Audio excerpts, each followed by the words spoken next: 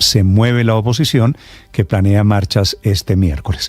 Con estos cambios de fondo, las reformas sociales del gobierno en trámites, está convocando para el miércoles a las 10 de la mañana. Se llama la Marcha de las Mayorías. Lo que quiere la oposición es darle al presidente Petro la misma medicina. 7 de la mañana, 1 minuto, hablamos de deportes, hablamos de la Copa Oro W, el torneo femenino, donde nuestra selección Colombia absoluta buscaba el tiquete a la semifinal del certamen. El rival, Estados Unidos, un equipo al que nunca le ha podido ganar Colombia y que en esta ocasión en Los Ángeles volvió a superar a nuestro combinado nacional. 3-0.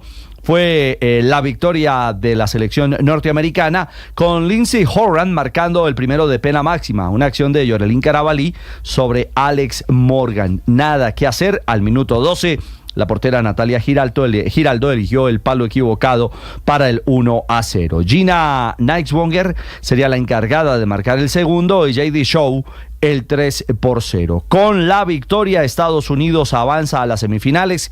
Se medirá a la selección de Canadá, mientras que México, que superó 3-2 a Paraguay, se verá las caras con Brasil, que también superó en esta instancia 5-1 a la selección de Argentina.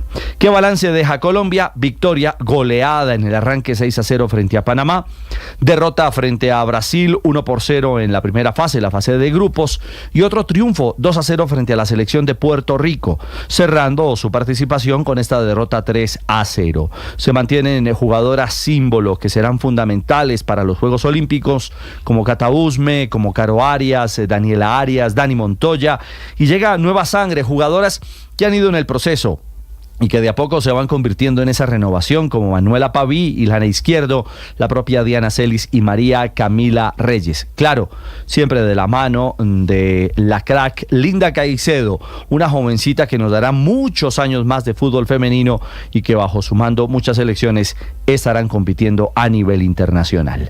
A propósito de jugadoras colombianas y estrellas, con el Chelsea jugó Mayra Ramírez.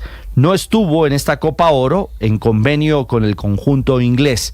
Es decir, Chelsea solicitó que se quedara para que se adaptara mejor a la liga, para que tuviera más rodaje y está asegurada para actuar en los Juegos Olímpicos de París 2024. Pues bien, esa fórmula ha sido positiva porque en la Women's Super League, en el torneo femenino de Inglaterra, Mayra marcó su primer gol por este certamen. Fue el 2-0 frente al Leicester City.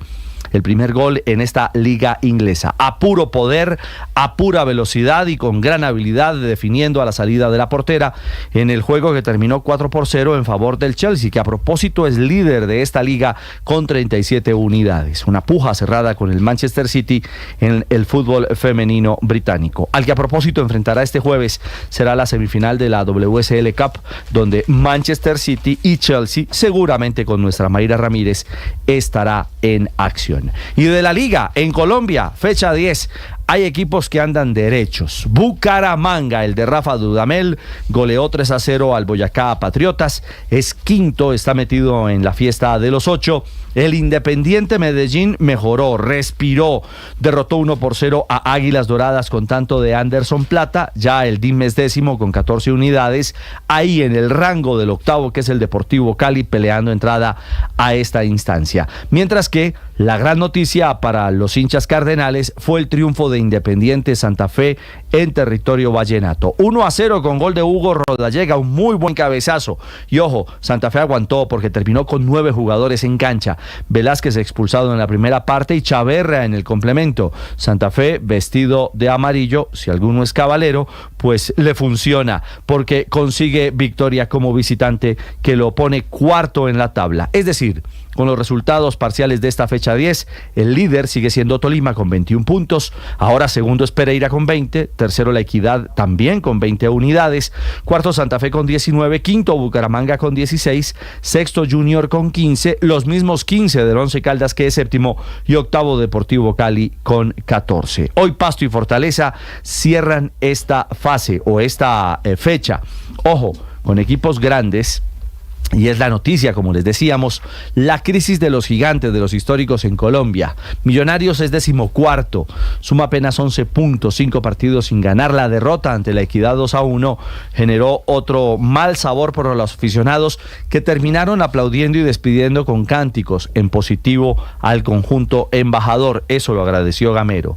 Nacional está en el puesto 16, tiene 9 puntos. El empate ante Junior, incluso el 0-0, dejó entre lágrimas al arquero Chipichipi Castillo, que logró mantener su arco invicto y sacar de ese atasco de malos resultados, de derrotas consecutivas, al Verde de Antioquia. Y el América no vive días mucho mejores. Puesto 17, 5 juegos sin ganar, derrota 2-0 ante el Deportivo Pereira. Veremos si el espaldarazo al técnico César Farías, como lo dijo Tulio Gómez, se mantendrá para terminar este proceso. Más adelante hablaremos de Teo Gutiérrez, el torneo de ascenso, Cartagena enloquecida, y del Sao Paulo, que también empieza a escribir buenas palabras para James Rodríguez en su segunda salida. 7-6, los deportes a esta hora en Mañanas Blue. Estás escuchando Blue Radio.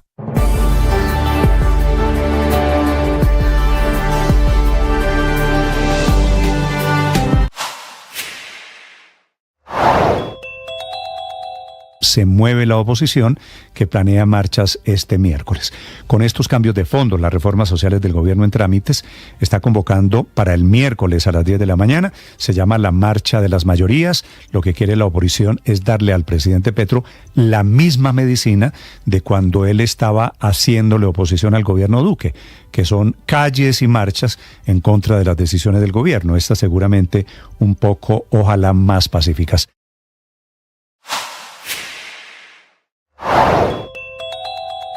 El gobierno le va a quitar el 5% a la UPC para empezar a implementar la reforma a la salud por decreto. Se trata de la unidad de pago por capitación, que es lo que el Estado le gira al mes a la EPS para garantizar la atención suya o la mía como un paciente más cuando nos enfermamos. Ese giro es hoy de 1.444.086 pesos al año, equivale a 120.300 pesos al mes, o si quiere verlo por día, a 4.000 pesos diarios. Y un borrador de resolución del Ministerio de Salud que fue publicado este domingo dice que de esa plata se tienen que quitar el 5%, es decir, unos 72.000 pesos, para poder crear las condiciones para que empiecen a funcionar los llamados grupos primarios de salud.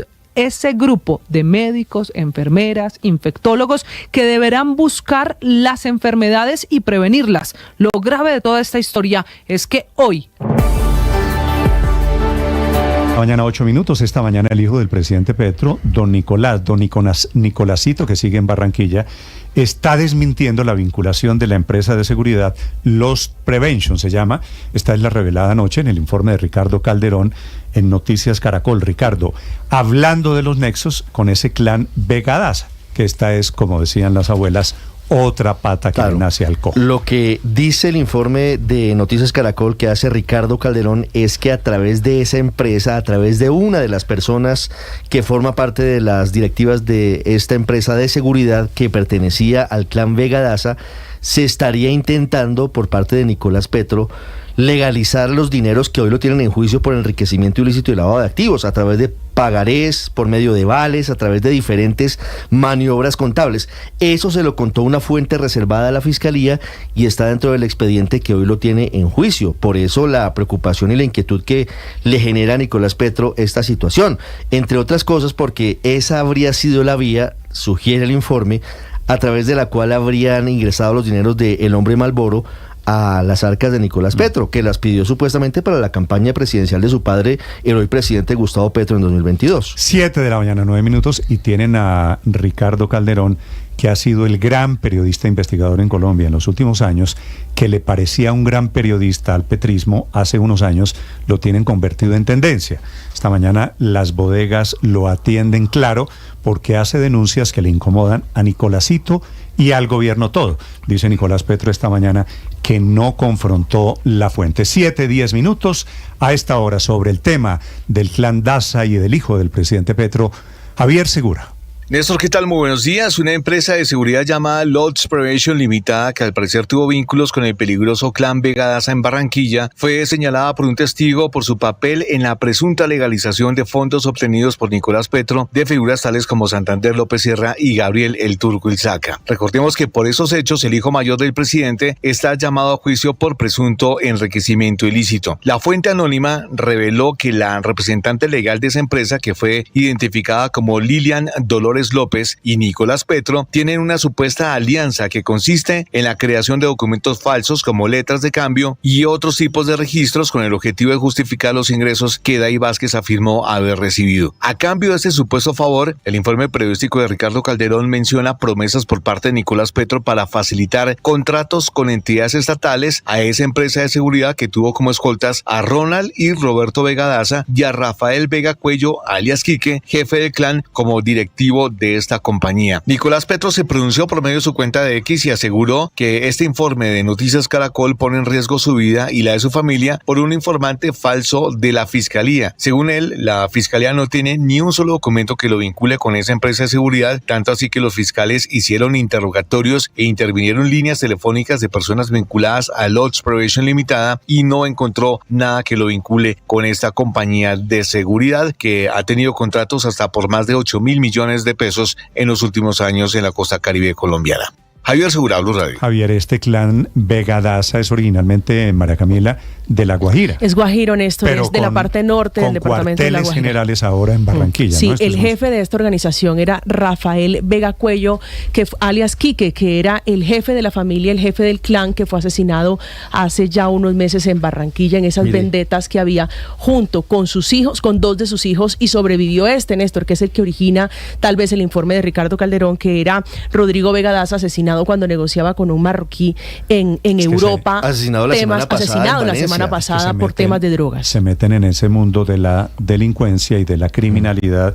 Y ese laberinto no tiene salida. No, pero fíjese, Néstor, además que nos trae a la memoria una guerra entre familias de los años 70 y 80 en La Guajira, muy similar a lo que está ocurriendo hoy en Barranquilla y en la misma zona, en La Guajira.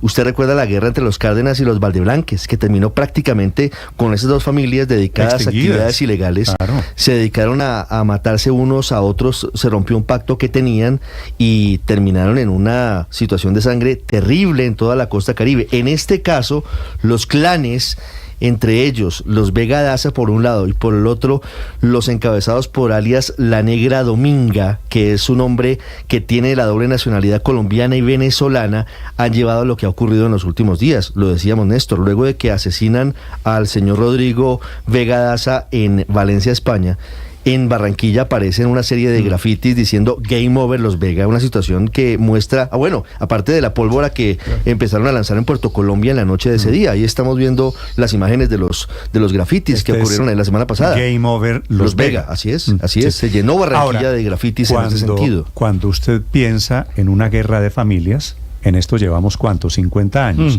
La vida. Desde la época marimbera de los años 70 en La Guajira. Y en esa época, si no recuerdo mal, Ricardo, eran los Valdeblanques y los Cárdenas.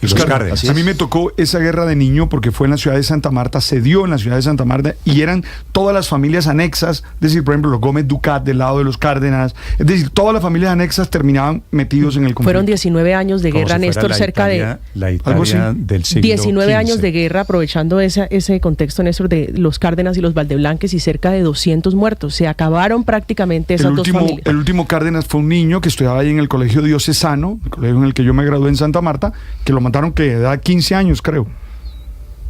Ese fue el último de los varones de esa familia. Así que es una guerra que se lleva desafortunadamente lo que tengan por delante, incluyendo niños. 7:14 minutos. La otra noticia política es el anuncio de que está comenzando esta mañana el empalme en el gobierno nacional. Llegan funcionarios, llegan los activistas, el gobierno Petro girando a partir de hoy hacia la izquierda, que parecía improbable, el gobierno que comenzó moderado, gobernando con un sector de la tecnocracia. Recuerden ustedes, Jorge Iván González, Alejandro Gaviria, Cecilia López, el ministro de Hacienda, el ministro Campo, todo ese gobierno está en el pasado. El gobierno de este mes de marzo, de aquí en adelante, es el gobierno de Gustavo Bolívar, el gobierno de Alexander López, el gobierno de Carlos Carrillo, que estos tres están comenzando esta mañana el empalme. Llegan uno a Prosperidad Social, que tiene una chequera gigante, el otro a Planeación Nacional y el otro a la Unidad de Gestión de Riesgo. Camila Carvajal. Sí, señor Néstor, y esta podría ser la semana en la que a esta hora se la describo de las reuniones de empalme, las primeras reuniones de quienes son los nuevos funcionarios del gobierno del presidente Gustavo Petro. Lo primero que le tengo que contar es que ya está en reunión Alexander López, el ex senador, que ahora tomará las riendas de Planeación Nacional en reemplazo de Jorge Iván González. La razón de esta primera reunión es que está armando todo su equipo y dando línea de cuáles serán las primeras decisiones, incluso antes de la posesión, la que está en curso para mañana, que es lo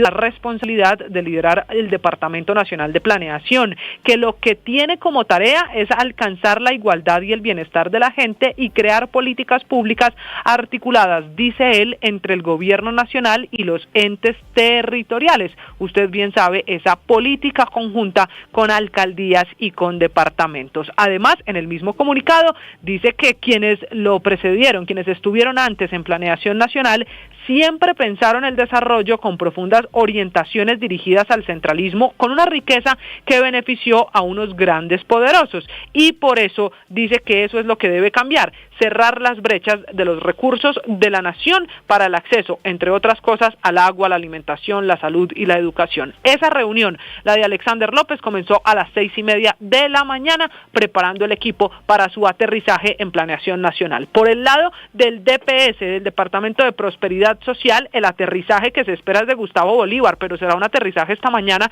porque viene en vuelo. Estaba en Estados Unidos, regresa a Bogotá para también tomar las primeras decisiones y poder hacer la posesión y el empalme en la gran chequera de Planeación Nacional, del DPS, donde va a reemplazar a Laura Sarabia. ¿Qué nos ha dicho el equipo del doctor Bolívar? Que espera aterrizar hoy en Bogotá y que igual en la posesión de mañana poder empezar a tomar las riendas antes de hablar con los medios de comunicación sobre sus políticas de subsidios y de pago. Y por último, Carlos Carrillo, el nuevo director de la Unidad Nacional de Gestión del Riesgo de Desastre. Recuerde usted que fue concejal de Bogotá por el Polo Democrático en 2019. También está esperando la posesión precisamente para poder tomar las riendas él, que tiene que mirar cuál va a ser la salida, el futuro de los muy polémicos carrotanques que se firmaron, entre otras cosas, Néstor, precisamente para repartir agua en La Guajira. Mientras él toma posesión, como no se puede parar el trabajo y la ordenación del gasto en la Unidad Nacional de Gestión del Riesgo de Desastres, esa es la razón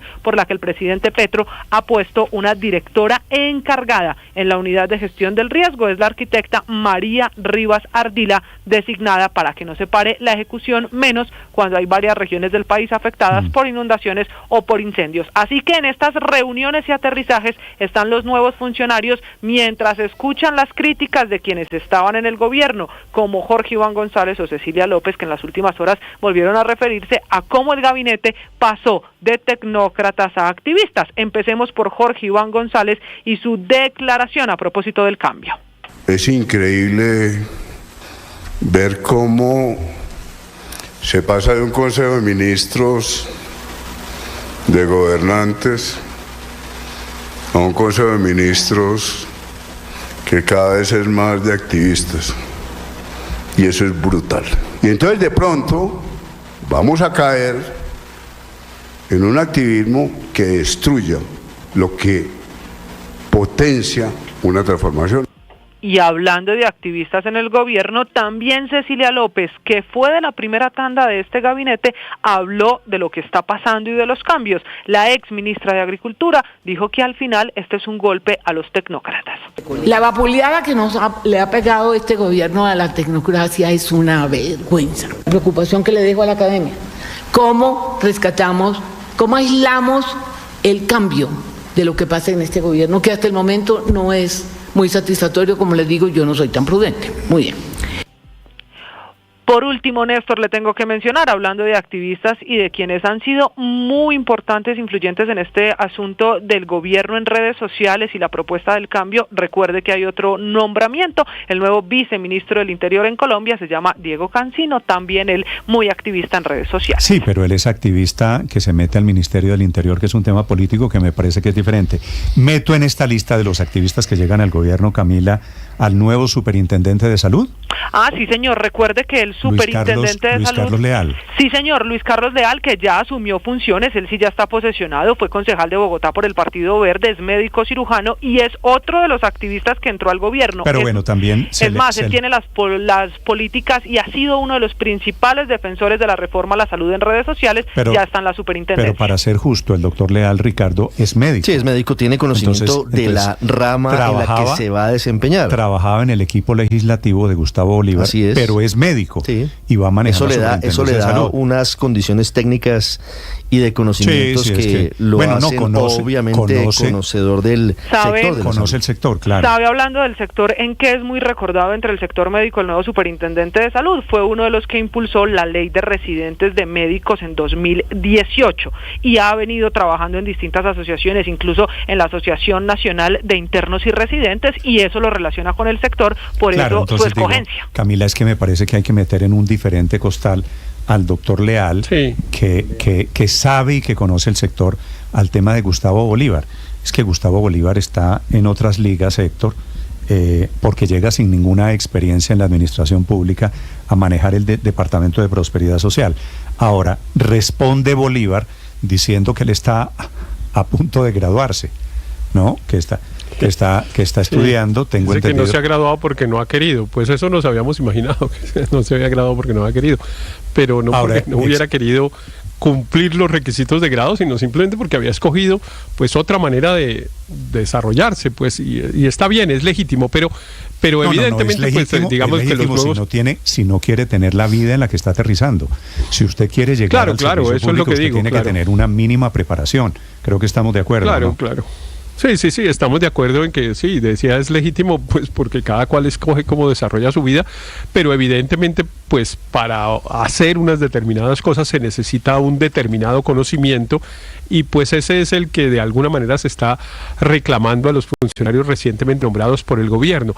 Sin embargo, a mí me parece que más allá de esa discusión, yo creo que los nombramientos del presidente Petro demuestran que renunció a hacer un gobierno de coalición y prefirió hacer un gobierno ideológicamente homogéneo. Esa es, digamos, la principal característica Héctor, del gobierno. Estamos de acuerdo. Al presidente Petro lo eligió la izquierda más un sector del centro a quien el presidente Petro conquistó en la campaña electoral, con lo cual él pasó del 30 al 50 y pico %. Hasta ahí estamos de acuerdo, ¿cierto? Y gobernó al comienzo con un sector del centro. José Antonio Campos, Alejandro Gaviria, Cecilia López, a quienes llevó e intentó un gobierno de centro. Lo que está pasando es que el gobierno desechó eso, muchos de ellos los que se han autodenominado tecnócratas, los desechó y ahora se está refugiando en la izquierda más pura y dura. Este gobierno Petro que está comenzando hoy es el gobierno de izquierda, para que no haya dudas. Claro, que seguramente es además lo que estaban esperando los electores más duros del gobierno del presidente Petro, y quizá por eso incluso en las encuestas se ve un repunte en la favorabilidad presidencial, porque recuperó, según pues se pudo ver en la encuesta que analizamos de Inbamer Gallup hace un par de días, que efectivamente recuperó a esas bases que había perdido de alguna manera o en algún pequeño porcentaje. A esos los recuperó a todos, y recuperó a los jóvenes, y recuperó a lo que había sido la base más tradicional del petrismo, y por eso recuperó algo de esa favorabilidad. Entonces, sí, seguramente un gobierno más homogéneo, un gobierno en el que no hay matices desde el punto de vista, ideológico, pero desafortunadamente, claro, también personas que efectivamente con menos menos conocimiento técnico y prácticamente sin ninguna experiencia administrativa, pues dado que gobiernos de izquierda en Colombia no habíamos tenido. Héctor, la gran queja de personas que trabajaron con el gobierno Petro, esta fue ante la Academia de Ciencias Económicas, quejándose Cecilia López, quejándose el doctor Jorge Iván González, que no les pueden decir que no intentaron ayudarle a este gobierno. Claro.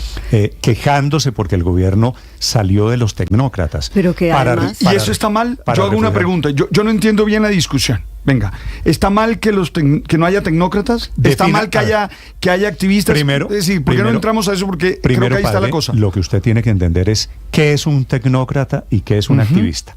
Un tecnócrata es una persona, primero, intelectualmente preparada, que no está pensando en las próximas elecciones. Entonces, un tecnócrata es capaz de pensar a mediano y largo plazo. Un tecnócrata es capaz de tomar decisiones impopulares pensando en el beneficio técnico. No se gasta más de lo que se tiene. Por ejemplo, para darle un caso, es una persona que se ha formado alrededor de unos criterios. Y un activista, ¿qué es un activista, padre? Usted que está en ese mundo de redes sociales. Básicamente, el activismo es hablar carreta. Alguien que potencie una ideología, imagino. No, es dedicarse a hablar carreta, a no hacer nada y a echar cuentos. Pero además, hay otra característica. ¿Qué más hace un activista?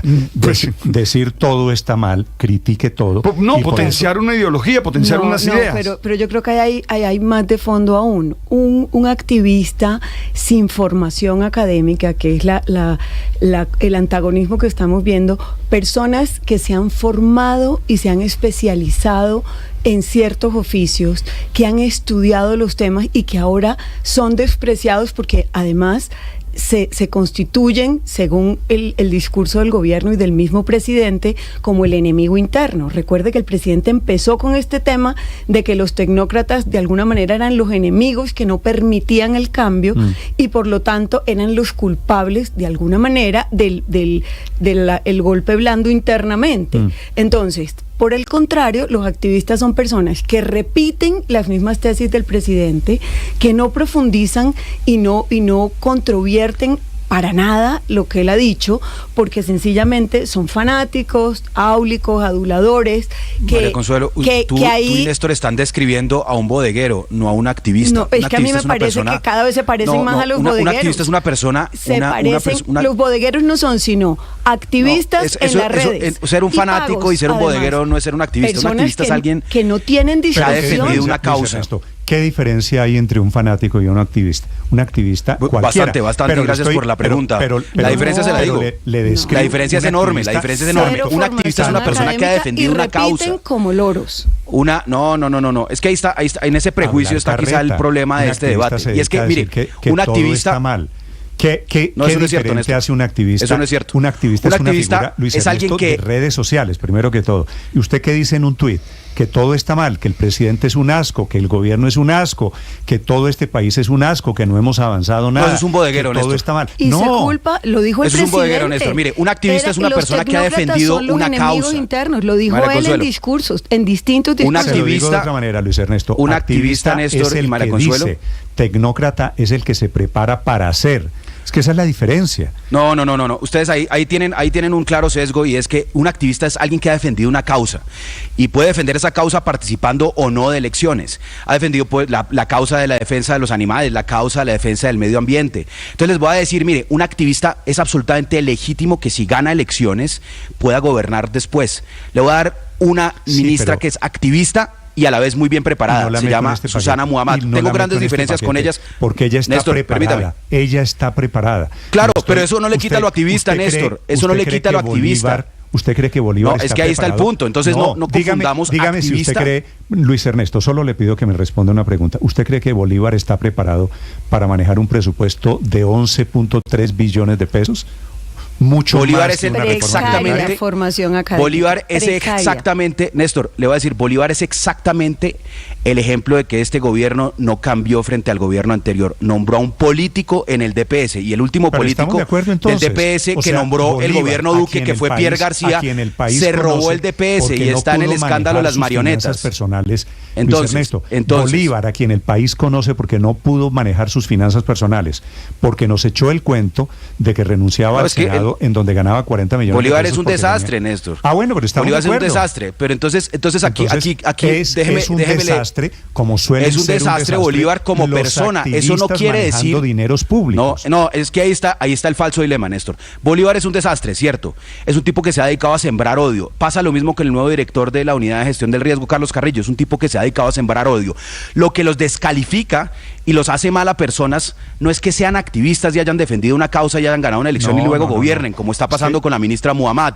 Lo que los descalifica es que no están preparados para su cargo. Lo que los descalifica es que no tienen el conocimiento en administración pública, en gerencia pública, que no tienen la formación técnica para la cartera que van a liderar. No el ser activistas. Y ahí está el punto. Es que en una democracia, Mara Consuelo, el sabio, esa fue precisamente la confrontación que él planteó. Jorge Iván González.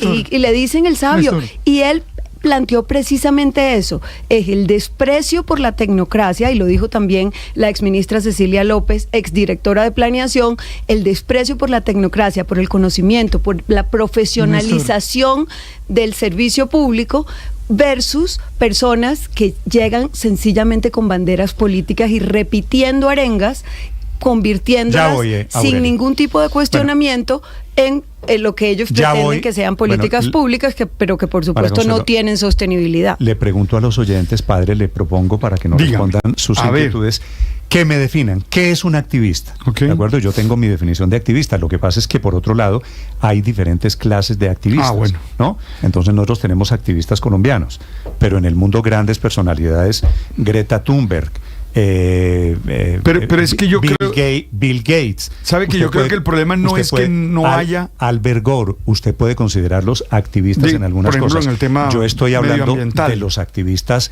en Colombia. ¿Sabe qué lo que pasa? Es que yo creo que un gobierno debe tener las dos cosas, tecnócratas y activistas, porque tiene que haber alguien que defienda las ideas, tiene que haber alguien que posibilite la idea. Es que no son distintos, padre, no tienen que ser dos cosas. Cuando echan fuera los tecnócratas, es ahí donde está el problema. Tienen que... No, padre, no. Estamos hablando, padre, de dos cosas diferentes. Dígame. Si llegan activistas a cargos políticos, me parece que es perfectamente válido. Claro. Pero que lleguen activistas o al Congreso. A cargo, exactamente, a cargos en donde se necesita cargos que requieren conocimientos, un mínimo de conocimiento en administración pública. Cuando usted pero es que ¿quién dijo que los activistas no tienen conocimiento? Nada que ver. Mire, por ejemplo, Hillary Clinton es activista por los derechos de las mujeres. Ruth Bader Ginsburg. Estoy hablando... Ruth Bader Ginsburg. Sí, tenemos ejemplos en el mundo. Pero también. No. Sí, la gran Supreme Court también totalmente feminista, activista por los derechos de las mujeres también se puede. No es cierto, Paola. La señora Ruth Bader Ginsburg, que murió hace poco, era una juez de la Corte Suprema de Justicia que no tenía cuenta de Twitter. Claro. Es diferente, que a través de ¿quién dice que uno tiene que tener cuenta de Twitter para ser activismo? Que a través de su trabajo haya hecho historia es diferente a que sea una activista. Estoy hablando del activismo político a la colombiana, del activismo que levantó las movilizaciones populares de hace 3 años en Colombia, del activismo tan activo en redes sociales, del activismo de fanáticos de izquierda y de derecha.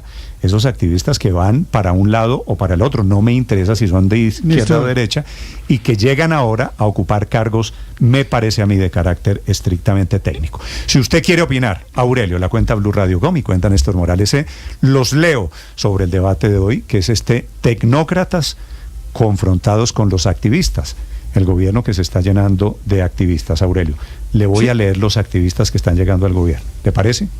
Claro, hágale. Cielo Rusinque, que es la superintendente hace rato está, ¿no? de Industria y Comercio. Ella es un caso particular porque es preparada, pero sigue siendo activista y nombrada en cargos para los que no tiene preparación. DPS, por ejemplo. Alexander López, nuevo director de Planeación Nacional. Gustavo Bolívar, político, nuevo director de Prosperidad Social. Carlos Carrillo, un político, pues usted lo conoce mejor que yo, Aurelio, muy de izquierda, que llega a manejar una organización con un presupuesto muy grande, muy técnica. María Antonia Pardo, el mérito de la señora Pardo, pues ser activista en redes sociales y haber ayudado al petrismo, a levantar al petrismo. El gran activista, ¿se acuerda usted, Ricardo Sebastián Guanúmen? Pues claro, nuevo embajador de Colombia en Chile. El de hay que correr las líneas éticas. Sí, claro. Ninco, Olmedo López, Gareth Sela. Así que el gobierno tiene ya un largo historial nombrando a sus activistas. Y el presidente Petro los está premiando sabiendo que el mérito es ser activista. Señor Aurelio. Sí, en unos más y en otros menos, pero yo creo que la discusión, es decir, todos vamos a la DRAE a buscar la diferencia entre tecnocracia y activismo, y yo en eso estoy en algo de acuerdo con Luis Ernesto. Es que aquí la discusión ni siquiera pasa por ahí. Aquí la discusión se trata de barras bravas que entran al poder. Yo diría que ni siquiera la discusión es del activismo propositivo, ni mucho menos. No, estas personas se han caracterizado ante todo por ser barras bravas, unos más y otros menos. Hay una gradualidad. Carrillo, Bolívar, bueno, y Alexander mucho menos. Alexander es un político, pero sin lugar a dudas, Néstor, tiene toda la razón Jorge Iván González cuando dice aquí tiene que haber unos especialistas de manera académica en temas que son especiales. En eso no le puede caber la menor duda a nadie, y estos amigos no lo tienen. Unos más y otros menos, pero no tienen esa especialización que se requiere. En eso hay una falla enorme. Ahora, de la academia quedan dos en el gabinete, ¿no? ¿Quiénes, Aurelio? Germán Umaña y Ricardo Bonilla, que también son de la Academia de Ciencias Económicas. Okay. Entonces, si usted quiere, pero los puede ir apuntando en la lista de los próximos a salir, si es el caso. Sobre todo en el caso de Umaña. El ministro Umaña ha tenido ya 2 encontrones. Es miembro de la Gustavo Petro, es miembro de la Academia Colombiana de Ciencias Económicas, Bonilla también. Néstor, yo creo que en esto tiene de lejos la razón Jorge Iván González. Aquí tiene que haber una especialización básica en los temas. Es decir, ¿cuánto entiende, por ejemplo, Gustavo Bolívar de los temas de política social?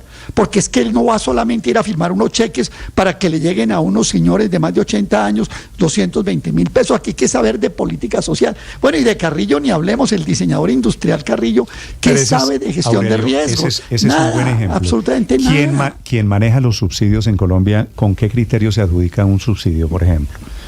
Si es un tecnócrata, los adjudica supongo yo, con el criterio de que esos subsidios... De que sea la vulnerabilidad el criterio uno, y no que hayan votado o no votado por... Pero miren, Néstor, el problema, como estoy viendo aquí la discusión, Néstor... una cadena de crecimiento económico. Le damos subsidio para que usted tenga un primer paso para llegar a ser productivo.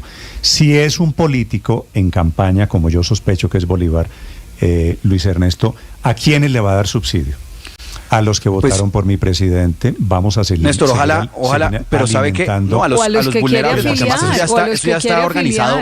No, eso ya está organizado pero por categorías del CISBEN. Pero ojalá no haga lo que hizo Pierre García, que básicamente hizo un tinglado ahí con el Congreso en el gobierno anterior, otro político manejando los subsidios. Pero Néstor, mire, escuchando a los colegas, yo lo que veo es que el problema no es contra el activismo, sino contra la ignorancia. Es que el problema de Gustavo Bolívar no es su activismo, es su ignorancia, es que no tiene ni idea de lo que va a dirigir. El activismo es primito hermano de la ignorancia, amigo mío. No es cierto, Néstor. Mire, porque Rusin, que está muy bien preparada, es una mujer con doctorado en Derecho. Susana Muhammad está muy bien preparada, especialista en temas medioambientales. No he dicho, Luis Carlos Leal está bien preparado, es médico cirujano. Lo dije. Todos activistas. Por eso, entonces, pero mire, Néstor, aquí yo lo que estoy viendo... Eso lo que quiere decir es que sí hay activistas que pueden conocer... Bien preparados. Claro. Claro, y es que es legítimo que alguien que gana una elección, no llegan Néstor, exclusivamente por activismo, sino precisamente por tener la preparación para los cargos. Es que aquí es legítimo, María Consuelo, que alguien que gane una elección y esté preparado llegue a gobernar. En los sistemas parlamentaristas, los que son parlamentarios, que son políticos, como es el caso de Alexander López, por ejemplo, que no tenemos conforman gobierno, y su experiencia es como políticos, y después son ministros. Tenemos en Colombia un sistema que no es parlamentarista, usted lo sabe. Pero estamos estrenando, por ejemplo, que un tipo muy bien preparado, que ha hecho una carrera política muy decente, como Alexander López, llegue hoy a un cargo que es atípico para un excongresista, un exsenador, pero que yo espero que a él le vaya muy bien, al igual que a los otros, al señor Carrillo, que no ha hecho más que insultarme, al señor Bolívar, que no ha hecho más que insultar, también les deseo lo mejor porque es lo que le conviene a este país. Yo también, es que les deseo absolutamente lo mejor, especialmente para manejar el riesgo, Néstor. Usted se imagina la primera inundación manejada ahora por Carlos Carrillo, pues vamos a tener todos los ojos encima. Esperemos que le vaya muy bien, esperemos que se rodee de personas técnicas, capaces, y que con transparencia administre los recursos y no termine como el Beto López. Sí, Mira, aquí me dice un oyente, me escribe, señor. Me dice, Alberto, un gobierno sin tecnócratas es un hospital sin médicos especialistas. A su consideración, si eso es bueno o malo. Esa me parece que es una buena respuesta. Pero bueno, les pregunto pero esa es una dicotomía, como ya quedó claro, pues que no tiene sentido, porque claro que hay unas personas que han agenciado causas y tienen formación suficiente para agenciarlas. Entonces, claro, exacto. Entonces el mote no es activismo tecnócratas. No, pero es que Héctor, el mote no es activismo tecnócratas, pero esa es una discusión menor. Por una razón, Héctor, sí, por una razón, porque usted ha oído las declaraciones del presidente de la República despreciando en las últimas horas a los tecnócratas. Claro que sí es esto de lo que estamos hablando. Es que el presidente Petro hay una discusión en Colombia a decir que unos técnicos le bloquean decisiones políticas. Es que hay una discusión en Colombia. En Colombia se ha usado el término tecnócrata en realidad, no para decir si son personas preparadas o no, porque por supuesto que siempre en los oficios pues tienen que haber personas preparadas, y hay personas preparadas en sectores de derecha o de izquierda, pero aquí se ha usado el término de tecnócratas para agrupar un conjunto de personas que tienen una determinada ideología desde el punto de vista económico y que se tomaron, y con razón, pues porque ganaban las elecciones, hace 40 años los centros de decisión económica, la Junta Directiva del Banco de la República, el Departamento de Planeación Nacional, el Ministerio de Hacienda, Héctor, la Superintendencia. Entonces, esos economistas tan disímiles, personas tan disímiles, economistas, Héctor, es que los hechos... No hay personas disímiles, eso es mentira. Pero no son solo economistas. En la Cancillería, por ejemplo, formados en diplomacia, en relaciones internacionales. La prueba de que no hay personas disímiles prueba de que no hay. Sí hay diferencias entre Jorge Iván González y Juan Carlos Echeverry. Ideológicas, pues claro que las hay. Hay diferencias entre Cecilia López, por ejemplo, y Mauricio Cárdenas, Néstor, y ambos están en el mismo paquete de tecnócratas. Le agradezco mucho los ejemplos. Y a Jorge Iván González nunca lo nombraron en ningún gobierno en los últimos 40 años. Y lo nombró hasta Petro que ganó Petro. En condición de tecnócrata. Y lo echó Petro por tecnócrata. Y no es porque fuera un economista desconocido o porque no tuviera las condiciones académicas o profesionales para haber sido director de planeación hace 20 o 30 años. No, las tenía y suficientes. No lo nombraban pues porque los gobiernos no nombran gente que no piensa como ellos. Y Jorge Iván González era un crítico de las políticas económicas de los gobiernos de los últimos 40 años. Por eso no lo nombraban. Pero Néstor, déjeme decir lo siguiente. Claro. No, pero eso es para tecnócrata Cecilia López y no me diga. Pero eso es para no lo sacó por tecnócratas, claro, Néstor, lo sacó porque no pensaban como él. No, lo sacó porque Jorge Iván González le hizo ver al presidente que no podía depender de su intención la adjudicación del presupuesto que ya estaba comprometido con vigencias futuras. Lo sacó porque no pensaban le recordó al presidente que hay que cumplir la ley. Que existen unas normas y unos procedimientos. Perdóneme hacer este reclamo al aire, pero no me gusta, pero ¿se puede hacer una frase completa? Ya voy, Héctor. Ha dicho varias frases completas, yo le respondo al aire. Pero Héctor, lo que le quiero decir en desarrollo de esta amable conversación, Héctor, es que el doctor Jorge Iván González sí se fue porque estaba obrando con criterio técnico, diciéndole al presidente no se puede hacer lo que usted quiere con criterio político. Y por eso le decía, los tecnócratas no están pensando, y Jorge Iván González y Cecilia López son dos botones cerquita de este gobierno, no están pensando en las próximas elecciones, están pensando en algo mucho más serio y mucho más profundo. Esa es la diferencia, Héctor, entre tecnocracia y fanatismo político. El doctor Jorge Iván González se fue del gobierno igual que se fue José Antonio Campo y que se fue Cecilia López y que se fue Alejandro Gaviria, porque no pensaban como el presidente, porque este presidente tomó una decisión arriesgadísima, que era nombrar personas que él sabía que no pensaban como él, que tenían diferencias. Los otros presidentes nunca tomaron ese riesgo. Y cuando lo tomaron, ¿cuál es la diferencia, Héctor, entre no pensar como el presidente? No se ponga bravo porque lo interrumpo. Es que no me dejó terminar. No se ponga bravo. Pero es que me parece importante. No, yo no estoy bravo, pero sí quisiera que me dejara terminar para poder tener una conversación más fluida. Héctor, ¿sabe cuál era la diferencia? Cumplir la Constitución y cumplir la ley. ¿Le parece que eso es un tema menor? Miren eso. No, mire, Néstor, los presidentes no nombran personas que piensan distinto a él, salvo en algunos casos por razones políticas tratando de hacer una coalición. Hay un personaje que ustedes todos aquí conocemos y hemos mencionado varias veces que se llama José Antonio Campo. Ese personaje, por ejemplo, lo nombró el presidente César Gaviria, ministro de Agricultura, sabiendo que no pensaba como él. Se lo impuso un señor que se llamaba Ernesto Samper, que tenía un enorme ascendiente en la bancada política del Congreso del Partido Liberal. Y para poder tener ese apoyo de ese sector liberal, se nombraron unas personas que el presidente Gaviria sabía que no pensaban como él y que los mantuvo durante algún tiempo en algunos casos, y en otros casos pues se fueron relativamente rápido porque no pensaban como el presidente. Los otros presidentes de ahí en adelante nunca nombraron una persona que no pensaba como él. Sí, ninguna. Claro que sí, nunca. nombraron personas que nombraron diferentes. Nunca nombraron personas que no pensaban como él. ¿Quiere que le dé otro ejemplo? Angelino Garzón. Angelino Garzón era un hombre del sindicalismo. En algunos casos nombraron unas personas para adornar los gabinetes y para decir que el gabinete era plural. Pero miren, Néstor, solo déjeme decir esto. Que eran adornos. Pero solo déjeme decir esto. Pues claro que solo déjeme decir esta frase y yo ya termino. Pero eso es solo para decir, yo ya termino. Mire, a mí me parece los gobiernos solo han ese criterio, ese cuento de que los gobiernos aquí solo han nombrado tecnócratas neoliberales malos. Uy, que ese es el qué susto los tecnócratas. No, eran muy buenos. A mí todos me parecen excelentes. No es cierto, porque la misma Cecilia López había sido ministra antes, y José Antonio Campo y Guillermo Perry. Claro.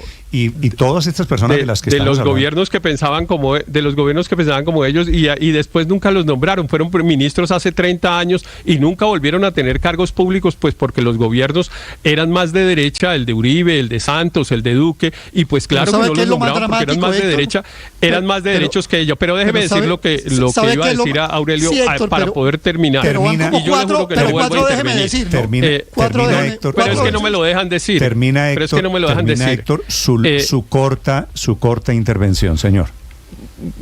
No, solo iba a decir que yo sí prefiero Yo sí prefiero de director del DPS a Gustavo Bolívar que a Pierre García.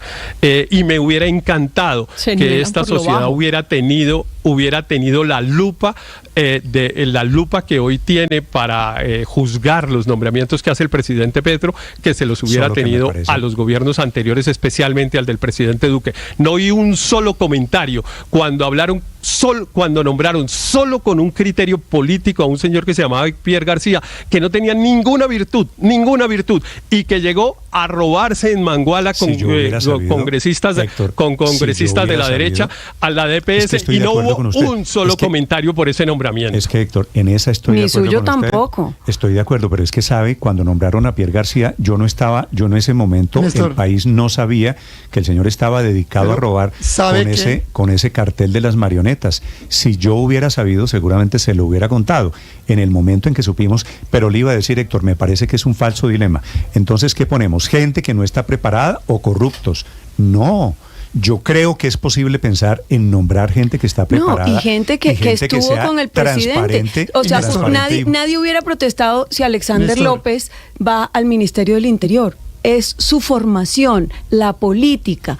Pero lo que claramente no tiene Alexander López es ninguna formación económica para llegar a destinar los recursos de inversión del país con criterios técnicos, por Dios. Aurelio, señor. Sí, Néstor.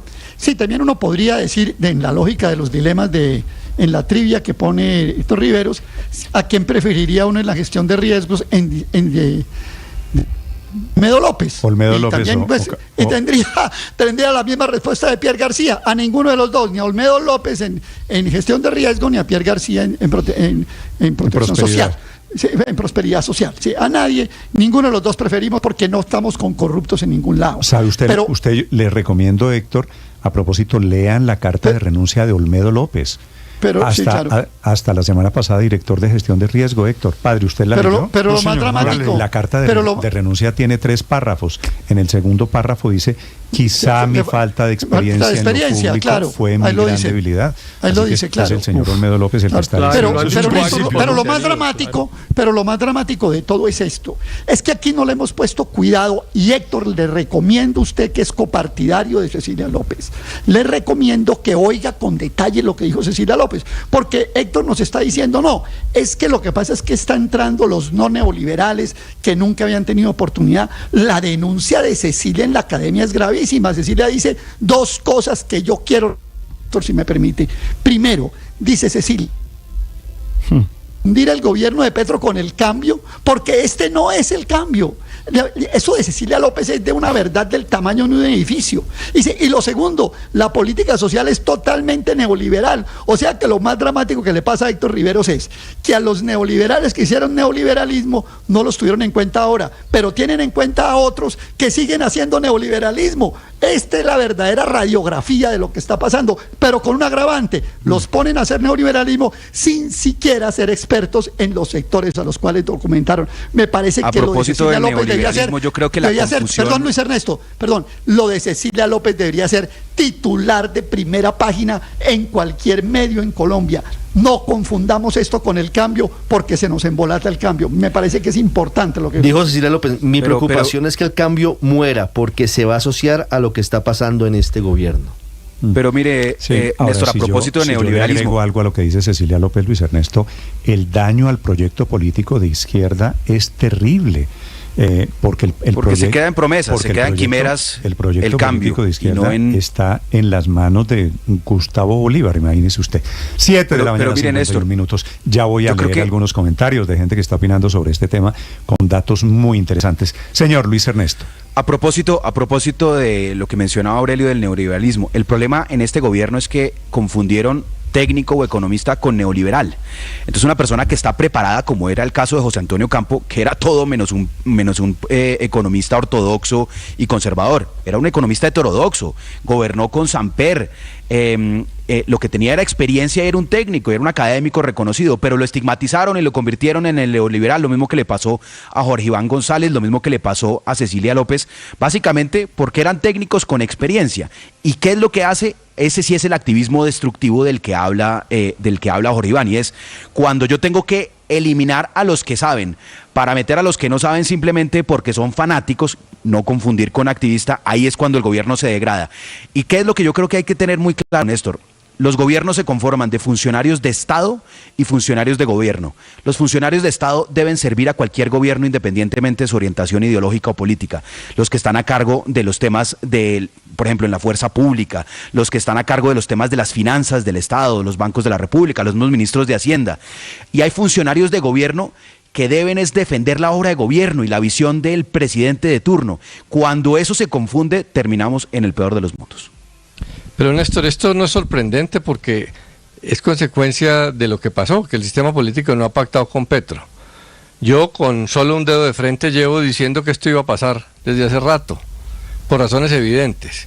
Que un gobierno cambie de estrategia política luego de que no le funciona la inicial, pues es obvio. Petro intentó un gabinete mixto, con moderados, que no recibieron respaldo político. Petro intentó negociación con jefes de partidos y los partidos están bloqueando las reformas en el Congreso. La oposición sigue siendo muy agresiva, entonces está cambiando. Y todos los gobiernos empiezan con más técnicos y van evolucionando hacia más políticos por el desgaste. ¿No le pareció agresivo en su momento, Álvaro? Sí. Pero ¿por qué hace la comparación? Yo lo que estoy diciendo es, si un gobierno... que la oposición al gobierno del presidente Petro está siendo muy agresiva. Sí. Y me parece que es un tono muy diferente al que utilizó en el pasado el propio presidente Petro, ¿no? No, pues la oposición a Duque fue brutal, a Santos fue brutal, agresivísima. La oposición a Duque también fue muy agresiva. Entonces, por eso no sorprende, eso viene pasando hace rato. Pero los gobiernos tienden a ir incluyendo políticos en el gobierno por desgaste. Antes lo que pasa es que incluían políticos clientelistas que representaban los partidos de esa coalición que apoyaba al presidente. Ahora son más ideológicos. Duque lo hizo, empezó no mermelada y después terminó entregando ministerios a Cambio Radical, por ejemplo. El DPS siempre ha sido cercano al grupo político del presidente. Como han dicho 2 veces, el gobierno pasado también entregó el DPS a un político que se dedicó fue a repartir en corrupción y política entre su partido. Entonces, hay que ver si realmente esta lógica de activistas funciona. Lo que pasa es que la política ha cambiado y ahora hay activismo en todas partes.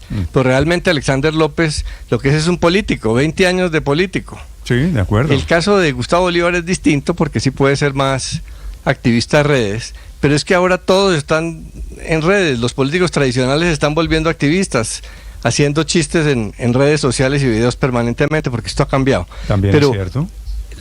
Hay un eterno dilema para los gobiernos. Si hace énfasis más en políticos o en técnicos. Los técnicos son muy pecho frío, los políticos son muy apasionados y tratan de buscar ambos.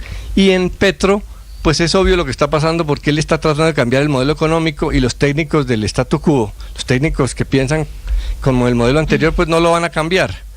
Y lo otro es que las personas que salen despedidas de los gobiernos se quejan. Lo que pasa es que ahora se volvieron oficio público y de resonancia quejarse públicamente. Néstor, si usted supiera que a mí... Solo una anotación, María Consuelo, sobre lo que dice Álvaro, y es ese tema de los técnicos se quejan. No los de gobiernos anteriores, los de este gobierno, que es la razón por la que estamos hablando de este tema, porque los de este gobierno, Cecilia López, Iván González, José Antonio Campo, fueron reemplazados por estas nuevas figuras que están llegando a partir de hoy. No, pero yo sí recuerdo... Los que están debajo de ellos, Néstor, gente que se quemó las pestañas. Claro. Ya voy, Paola. No, y que yo sí recuerdo esa semblanza que hizo la revista The Economist sobre la personalidad del presidente Petro. Yo creo que eso tiene mucho que ver, porque es que a él no le gusta la controversia, no le gusta debatir en torno a lo que a sus ideas obsesivas, y por eso, de hecho, Jorge Iván González empezó a cavar su tumba en el gobierno el día que dijo que la plata de los hidrocarburos se necesitaba para la transición, ¿se acuerda? De acuerdo, lo dijo aquí. Exactamente. Y ahí entonces empezó a discrepar del presidente en su tesis de que había que reemplazar de una manera tajante los recursos por recursos del turismo, y lo que a él no le gusta es que le controviertan sus argumentos, lo que no le gusta es la discusión, a él lo que le gusta es la gente que repite lo mismo que él. 7:56 a.m, la frase no es mía, ¿Sabe que a mí me gustó mucho? La frase es del doctor Jorge Iván González Paora. De pronto vamos a caer en un activismo que destruya lo que potencia una transformación, refiriéndose a la llegada de estas nuevas caras al gabinete del presidente Gustavo Petro. En cualquier caso, me gustó a mí la frase de Moisés Basserman, el rector de la Universidad Nacional, que escribió: la discusión si técnicos o activistas es sofista. La pregunta es si la persona nombrada en un cargo tiene el conocimiento necesario para resolver los problemas que va a enfrentar. Y yo creo que ahí está el quid del asunto. Más allá de si alguien es activista o más allá de si alguien es técnico, es si alguien está preparado, si alguien estudió para hacer lo que tiene que hacer. Y volvemos ahí al caso, por ejemplo, pues es que claro, lo de Alexander López en Planación Nacional o por Gustavo Bolívar ahora al frente del DPS, que toca insistir en ese punto. La verdad es que el señor apenas está... Sí. Yo pondría, Paola, un asterisco en lo de Alexander López, que no quiere decir que esté de acuerdo con él, pero el señor Alexander López estudió Derecho, tiene una carrera profesional. Pero está en el lugar equivocado. Es posiblemente, María Consuelo, posiblemente, pero ha estudiado algo y tiene algún mérito. Pero no se trata de estudiar cualquier cosa. Yo creo que Alexander López puede ser un buen director del Departamento de Planeación Nacional, porque me parece que tiene habilidades, políticas, y yo confío en que va a ser un buen director. Pero otra vez en esa revisión de exámenes, y tanto que nos preocupa que llegue a la prosperidad social una persona que sepa de política social y de combatir la pobreza, etcétera, como una señora que se llamaba Susana Correa, que no tenía ninguna experiencia en el tema, ningún conocimiento en el asunto, y duró 2 años de directora de Prosperidad Social, y este debate, por supuesto, nunca se dio, que lo íbamos a dar, ni más faltaba. Es que el establecimiento colombiano no ejercía ningún control social sobre los gobiernos anteriores. Es posible. Ese es uno de los beneficios de que haya llegado el gobierno del presidente Petro, que tenemos hoy un mucho mayor control social. Vivimos más pendientes de a quién nombran, etcétera. Y claro, maravilla, yo lo aplaudo mucho, me alegra de verdad mucho que ahora sí, espero que cuando cambie el gobierno no vuelva a cambiar la postura, sino que mantengamos el ojo avisor para ser igualmente críticos, porque lo que le ha hecho falta a este país es esta crítica que estamos teniendo ahora. Y claro, por supuesto que, por ejemplo, ¿quién hubiera imaginado en el gobierno del presidente Duque un ministro de cualquier cosa o un director de planeación que dijera que era mejor no explorar petróleo? Pues por supuesto que le tocaba renunciar al otro día. Así como en este gobierno a uno que diga que es mejor que es mejor explorarlo, pues le toca renunciar al otro día. Los gobiernos, por supuesto, que tratan de ser homogéneos desde el punto de vista conceptual. No, es que usted nos mete en unos carretazos. No, el tema no es explorar petróleo. Lo que dijo el doctor Jorge Iván González es: no podemos suspender en este momento la vaca del petróleo, porque si queremos todo lo que usted quiere y todo lo que quiere el presidente Petro, que es salud, educación, programas sociales, subsidio, asistencialismo, esa plata tiene que salir de algún lado. Y lo que dijo Jorge Iván González y lo que dijo Cecilia López es: cambiemos el modelo de consumo antes que cambiar el modelo de producción, porque las cosas tienen un orden. La última, hay decenas de miles de personas que nos están escuchando seguramente, y muchos de ellos son funcionarios públicos, y ese es un lado del debate que no hemos abordado y que creo que vale la pena mencionar. Para uno ser servidor público, entrar en la carrera administrativa tiene que tener títulos profesionales generalmente, formación, años de experiencia, y de acuerdo a eso y después de aprobar un examen, pues puede tener un cargo en el Estado. Todas esas personas van a tener ahora de jefes a personas con poca o nula experiencia y preparación en sus áreas. El factor, digamos, que desmotiva y de liderazgo, ahí queda faltando. Ahorita nos escribió un oyente justamente sobre eso, y yo creo que ese elemento, que el Estado, servir el Estado sea cuestión de mérito, como se le exige a los funcionarios rasos de carrera, también aplica para los directivos. Claro, imagínese usted un economista que se ha quemado las pestañas, que ha logrado estudiar y dice, o un diplomático de carrera, ver los vaivenes y los bandazos que dan desde la Cancillería. Le presento a mi jefe, el doctor Guanúmen, le presento a mi jefe, el doctor Ninco Daza, le presento, yo economista, le presento a mi jefe, el doctor Gustavo Bolívar. Ese también es un mensaje pero muy además, poderoso imagínese para la pandemia, imagínese la pandemia liderada no por una persona como Fernando Ruiz, que claramente es un técnico en lo suyo, y a diferencia, por ejemplo, haber sido atendida la pandemia y liderada por un activista contra las GPS como el actual ministro de la Salud. Un gusto saludarlos para quienes están en este momento conectados.